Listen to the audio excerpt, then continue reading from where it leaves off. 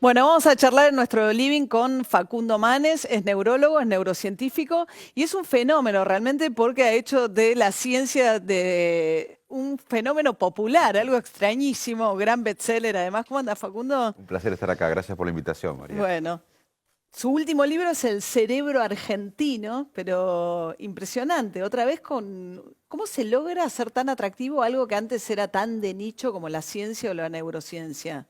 El libro anterior, Usar el cerebro, fue un libro que le explicaba a la sociedad, casi desesperadamente de mi parte, qué eran las neurociencias cognitivas, las ciencias de la mente, o cómo se estudia desde la ciencia los procesos cerebrales, la memoria, la toma de decisiones. Este libro tiene como misión eh, explicarle a la sociedad desde la ciencia cómo la cultura, cómo los demás, cómo nuestros amigos, nuestros compañeros de trabajo, cómo las historias de la sociedad que vivimos influyen en nuestra mente. Básicamente, el primer libro, el libro anterior, fue cómo funciona la mente, un cerebro, y este es cómo funciona el cerebro colectivamente, y además lo invitamos al lector a pensar a partir de esto, que la cultura y las historias compartidas crean sesgos, crean esquemas mentales. Le invitamos al lector a pensar cuáles serían los esquemas mentales de los argentinos o de nuestra comunidad. El Sí, lector vos tiene... hablás del sesgo argentino, ¿no? Y hay algunos rasgos que aparecen que son, bueno, que vivimos de crisis en crisis, que discutimos mucho más el pasado, que tendemos a mirar más el pasado que a pensar nuestro futuro. Bueno, la ciencia hoy sabe que nosotros vivimos bastante más automáticamente de lo que pensamos. Nos gusta pensarnos racionales, lógicos, pero en general vivimos automáticamente. Esto pasa muy claramente cuando manejamos. Estamos en la ruta y avanzamos 10 kilómetros. ¿Pero cómo no choqué si estaba pensando en otro tema? Sí, O llegué a mi casa bueno, básicamente porque el cerebro, que es una máquina de aprender, ante situaciones similares, toma atajos de experiencias previas, de memorias previas, y manejar es una cosa que hacemos varias veces todos los días. eso es Entonces, malo para cambiar. exactamente, bueno, pero a veces tomamos decisiones lógicas, deliberadas, pero no podemos vivir en forma lógica porque ahora Son estamos... demasiadas decisiones por Claro, no tenemos segundo. recursos cognitivos, exactamente. Entonces, como tenemos estos sesgos motores o estos esquemas mentales motores para manejar, también los tenemos para pensar. Entonces pensamos que estamos destinados al éxito, Argentina está destinada al éxito,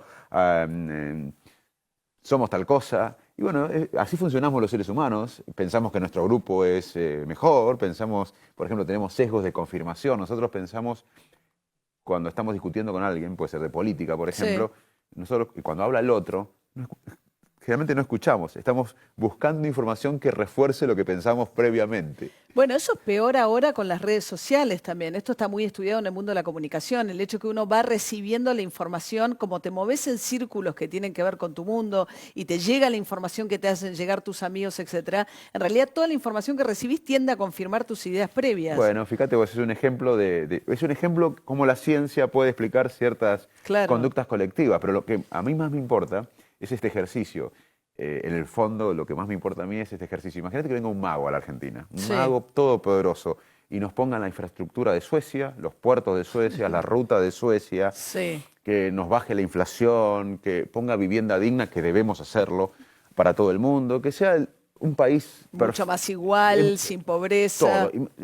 Si nosotros no respetamos la ley, no pensamos en el bienestar general, tenemos la viveza criolla para engañar al otro, para beneficiarnos a nosotros, quizás con ciertas conductas, en 10 años destruimos todo lo que nos dio el mago. O sea que muchas veces pensamos que los logros tienen que ser materiales, que deben serlo, pero además tenemos que cambiar ciertos esquemas mentales. En un capítulo describimos la corrupción, por ejemplo. Sí. Hay conductas corruptas en las abejas, hay conductas corruptas en las hormigas, hay conductas corruptas en los chimpancés.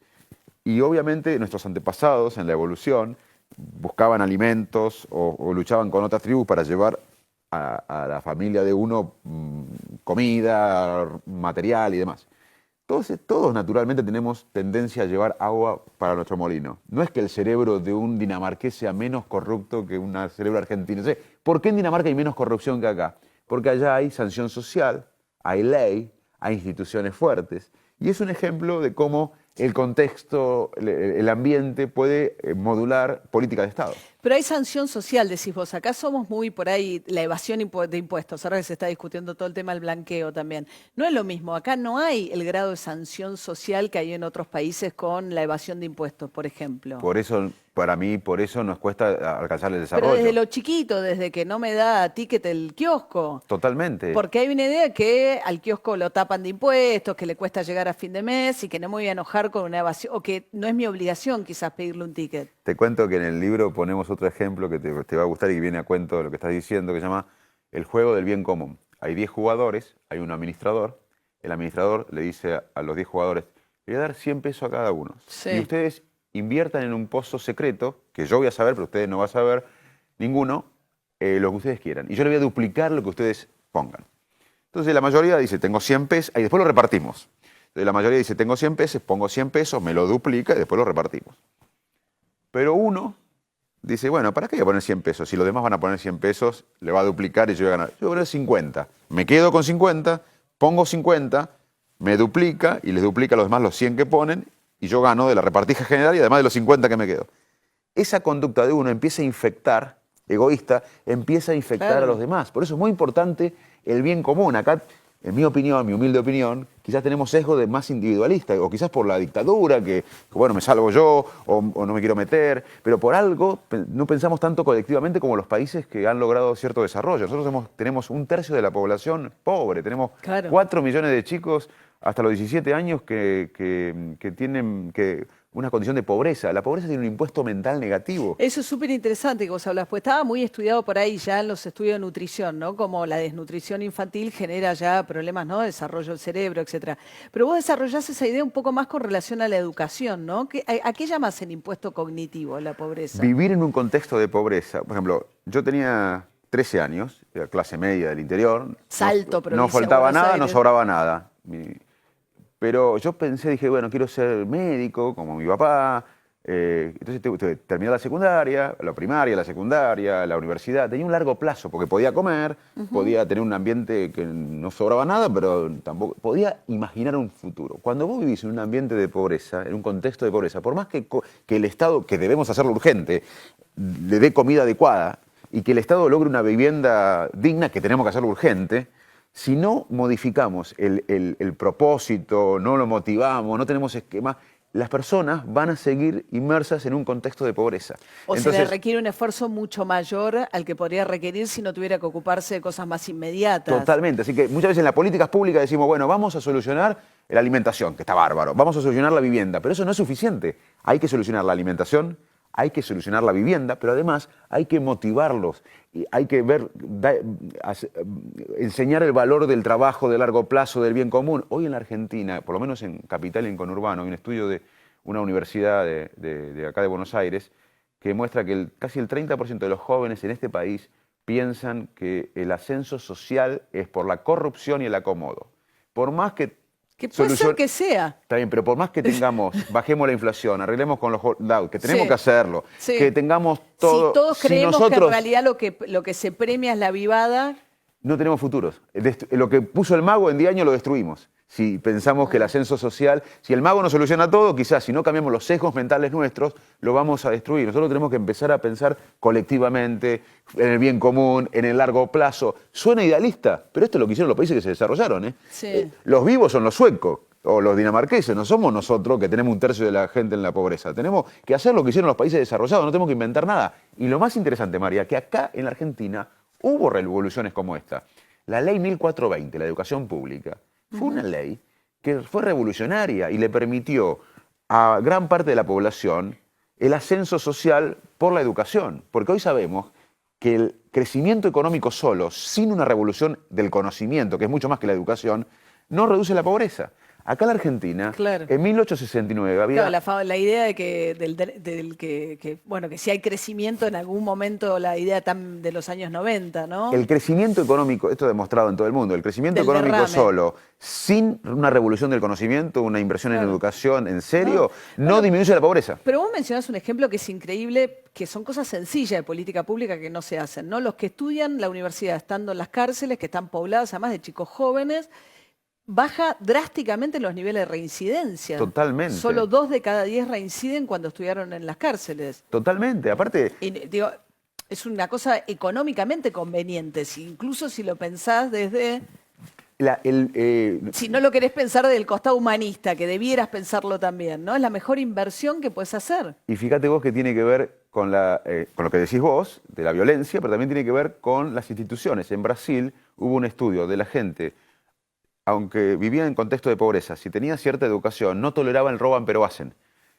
Aunque tuvieran plata o dinero, sin educación toleraban el roban pero hacen. La educación también influye en las instituciones. Hay 4 pilares para el desarrollo de un país.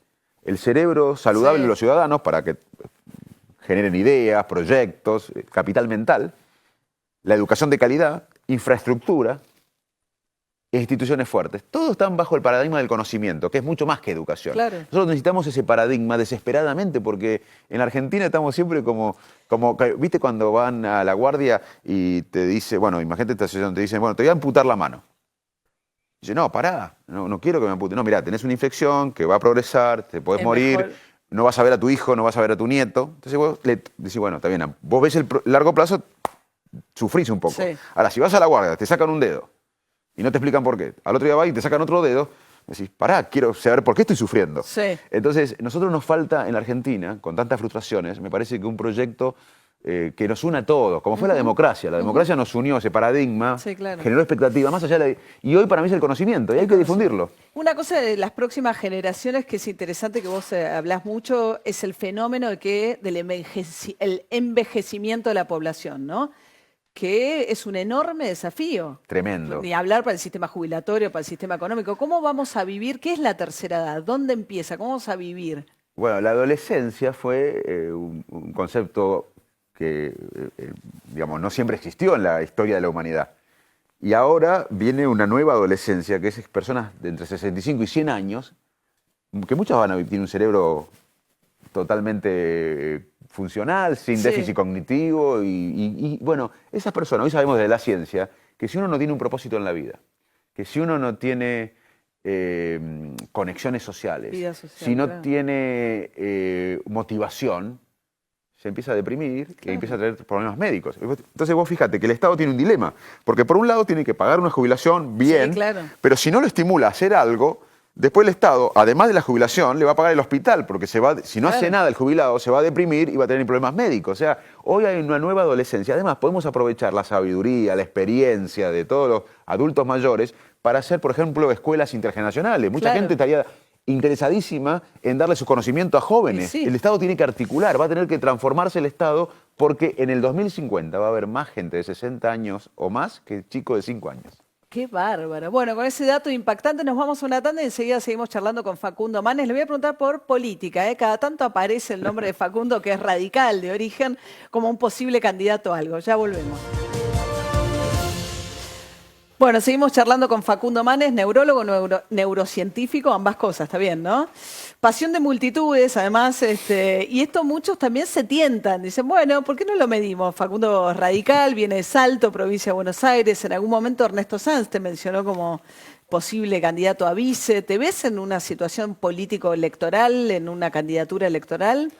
Mira, primero es que toda esta gente que está interesada en el cerebro, en los libros, en cuando doy conferencia en todos lados, no habla de mí, para mí. No, habla de una sociedad que está con muchas ganas, y que lo palpo permanentemente, del conocimiento de largo plazo, de la educación, sin olvidar el presente, sin olvidar que tenemos 1/3 de gente en la pobreza, Sí. que tenemos gente que no llega a fin de mes, que tenemos también jóvenes que que la no... neurociencia con la expectativa de vida que se alarga pasa a ser un campo de muchísimo interés, ¿no? Por eso. Entonces, el fenómeno acá no es man, es la sociedad que quiere algo más. Y yo siento, siempre lo dije, que la política es una gran herramienta de transformación social. Yo respeto la política, me parece que tenemos que tener mejores políticos y que hay mucha gente buena en la política, hay Pero mucha vos gente te sentís honesta. radical. Yo nunca me definí, Vení de porque una- yo creo que si no se renuevan el radicalismo y el peronismo, definen más el pasado que el futuro, digamos, o explican más el pasado que el futuro. Yo creo que crecí en una casa radical donde se premiaban los valores, donde la república era muy importante, donde el bien común. Crecí en un ambiente de familia radical, pero hoy el radicalismo va a tener que renovarse, el peronismo también, porque ¿Cómo hasta lo ahora... ves a Macri? Mira, primero que yo respeto al presidente porque cuando él empezó la carrera política, según tengo entendido, empezó con altos índices de desaprobación. Hay que tener una enorme voluntad personal, política, para revertir eso y llegar a presidente. Ahí yo digo, me saco el sombrero con el presidente de una lucha personal, de un trabajo, de un esfuerzo. Segundo, que es un proceso que yo veo que se ha iniciado y que necesita de todos los argentinos que ayudemos, porque acá ya ganó Cambiemos, ahora hay que ayudar, yo me siento cerca de Cambiemos, me siento que hay que ayudarlo al gobierno, porque los argentinos tenemos que empezar a pensar que hay que construir a largo plazo, hay que respetar los 4 años, que después hay otras elecciones, pero no podemos boicotear porque nos boicoteamos a nosotros mismos. Entonces nosotros tenemos que ayudar y veo que se están poniendo los cimientos para un país que va a necesitar mucho tiempo para ser desarrollado y tenemos que ayudar, Queda esa puerta abierta entonces. Mirá, yo nunca lo haría por un proyecto personal, pero eventualmente no es algo que descartás. Pero si yo quiero que Argentina tenga el nuevo paradigma como lo tuvo con la democracia, con el conocimiento, que es mucho más que la educación, es la capacidad de innovar, de crear. Te resumo que es el conocimiento. Hoy Argentina exporta más o menos 24.000 millones de dólares con el complejo sojero. Sí. Pero no podemos tener otro territorio como la Argentina, que es casi como la India. No podemos podemos hacer crecer con ingenio, con conocimiento un poco más, pero no tanto. Pero hoy exportamos en ideas, en diseño, en telenovelas, en medicamentos, 7.000 millones. Con ideas podemos, y con ciencia, innovación, tecnología, educación de calidad, en algunas décadas podemos duplicar a la exportación o mejorar o inclusive superar a las exportaciones de soja de este país. Bien, bueno, gracias Facundo por haber estado acá esta noche. El cerebro argentino, una manera de pensar, dialogar y hacer un país mejor, es su último libro. Un corte y ya venimos. Gracias Facundo. A vos, muchas gracias.